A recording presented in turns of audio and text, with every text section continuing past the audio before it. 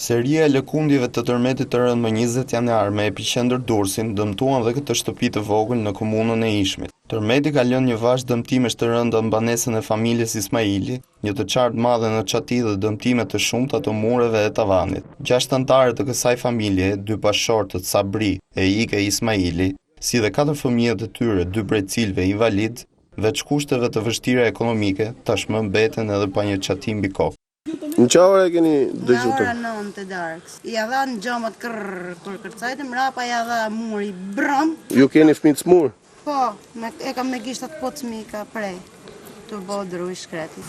Jem ka 4 fëmijë, me fëmijë smurshëm, pa një, pa përgaj, si gjë.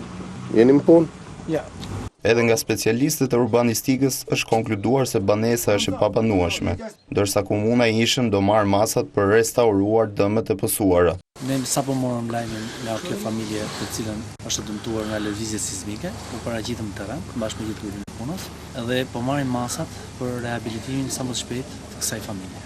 Masat u morën, u verifikuan në terren, do përcjellen dokumentacionin përkatës edhe në prefekturë dhe të zyrat e emergjencave civile, dhe së shpejti do të mundohemi që këtë familje ta rehabilitojmë. Epicendra e tërmetit të 20 janarit ishte zona e Gjirit të Lalzit, magnituda e të cilit arriti deri në 5 ballë, por fatmirësisht shënoi vetëm dëme materiale.